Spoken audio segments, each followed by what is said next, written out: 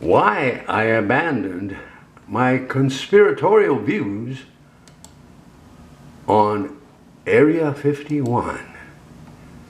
For me, it all began this way. What got me first interested in Area 51 in 1987 was when I received from a Los Angeles-based writer named Bill Moore a copy of a satellite photo of Groom Lake taken by the Russians. He sent me a 10-page research paper on the secretive military base. I was quite fascinated by it. Subsequently, I met Bill Moore at one of his lectures in LA. In the same year, I attended a presentation given by Bill Steinman, who had written a book entitled The Crash at Aztec, in which a chapter was devoted also to the mysterious base in Nevada. In October of 1988, I had an opportunity to watch an interesting 2-hour syndicated TV program produced by Fox Television entitled UFO Cover-Up Live, in which Area 51 was briefly mentioned. Also in October of 1988, a researcher by the name of Tal Levesque, also known as Jason Bishop, showed me an interesting ad for Amoco Oil Company that appeared on page 50 of Aviation Week in Space Technology magazine, in which it was promoting a new technology based on new composite materials that would revolutionize the aviation industry. A weird thing was that there was a full-page color portrait of a gray alien right across from the page, that is, on page 51. A strange synchronicity indeed. In the summer of 1981, I was listening to a late-night Las Vegas radio talk show, The Billy Goodman Show, which I could catch in LA area, in which an alleged former government scientist named Bob Lazar was appearing almost nightly, talking about his work at a secret base just south of Area 51. In early November of 1989, I made my first trip to Rachel, Nevada. When I arrived there that evening, the Rachel Bar and Restaurant, now known as the Little Alien, was filled with people and was quite noisy. There was a large party given by Billy Goodman.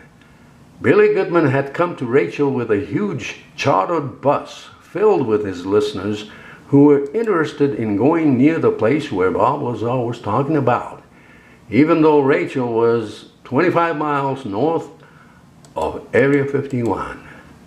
In 1989, I also attended a MUFON conference in Las Vegas, in which a wide array of controversial personalities such as John Lear, Bill Cooper, Bill English, and Bill Moore were all giving presentations. I was totally fascinated by all these events and personalities. However, those days were my days of gullibility and immaturity. In December of 1989, I was contacted by Nippon Television of Japan to help produce a 2-hour special program on Area 51 that was to be shown in Japan. On February 21st of 1990, I took the Nippon Television team to Bob Lazar's residence in Las Vegas to interview the so-called former government scientist.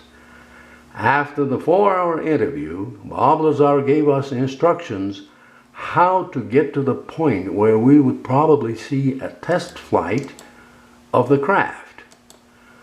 At sundown on Wednesday, February the 21st, the television crew of 8 and I set up several tripods right at the now famous black mailbox at Highway 375 at the 29.5-mile marker, the so-called Mailbox Road.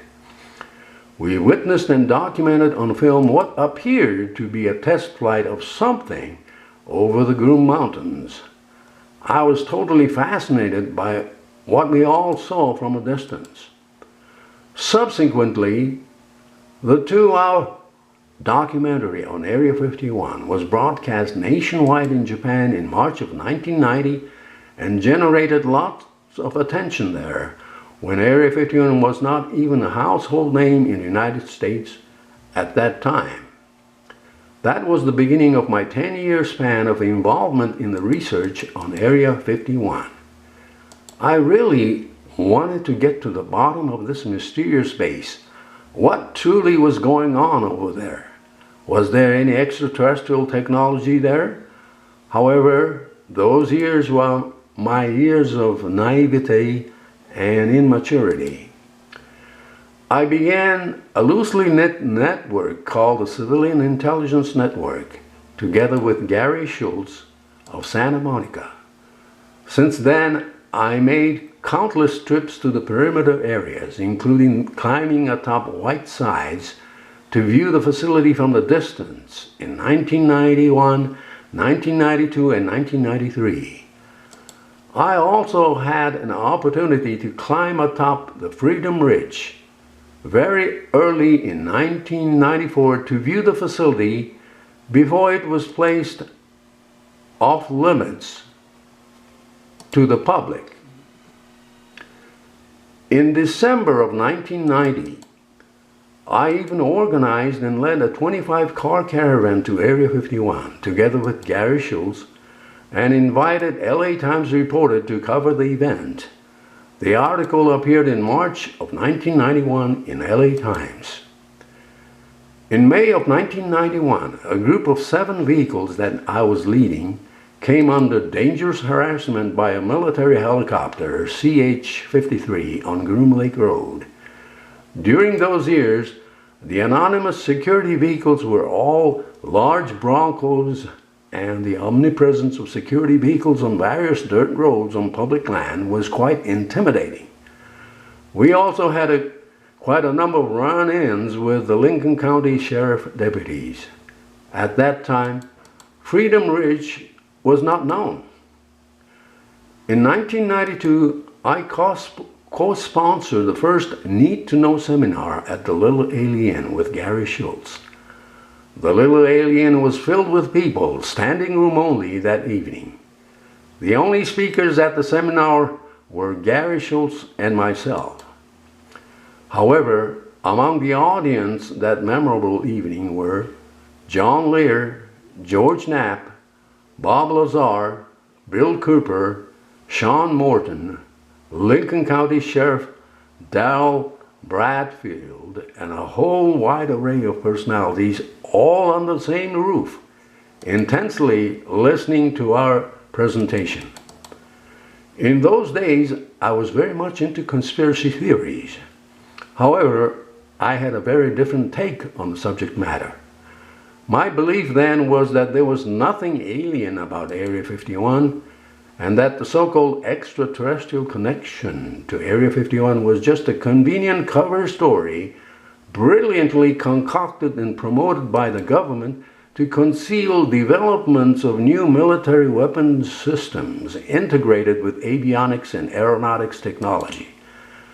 Nevertheless, I was categorized as part of the fringe personalities. In 1993, Gary Schultz and I organized the first Ultimate Seminar in Rachel.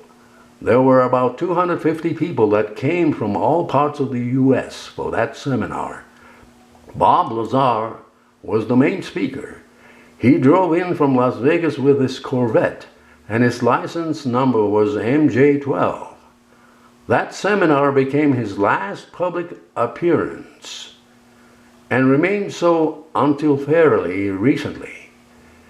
It was held at the parking lot of the Little Alien under a huge military tent, which Joe Travis, later on I believe, said that he had borrowed from the base. It was around that year that Glenn Campbell, a computer analyst from the East Coast, had settled down in Rachel to find out what was going on at Area 51.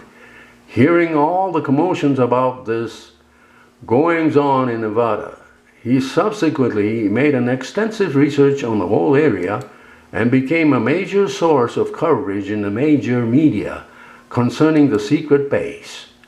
Glenn Campbell discovered the spot known as Freedom Ridge, the view of the facility from which was slightly closer than from White Sides, and the rest is history. Therefore, I was one of several Area 51 activists during the pre-Glenn Campbell years, the years when Area 51 was still not a popular secret base as it is now.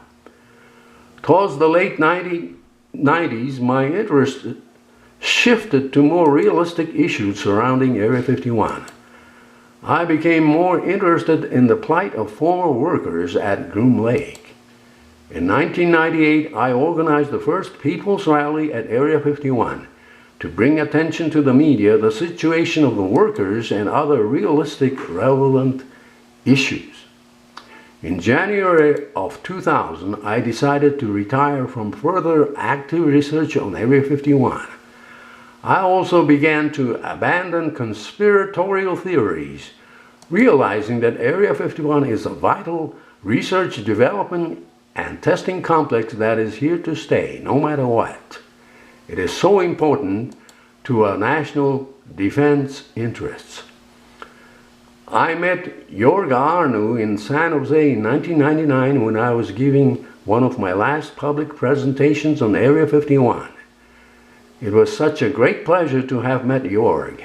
What a tremendous honor it is for me to pass along this seemingly endless but interesting research and pursuit on the nation's fascinating premier research and development and test base to Jorg Arnu and his Dreamland Resort site, www.dreamlandresort.com, and his excellent staff.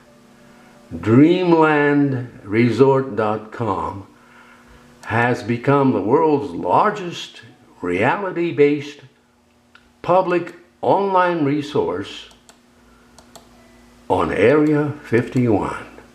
This is Norio in Albuquerque, New Mexico, USA.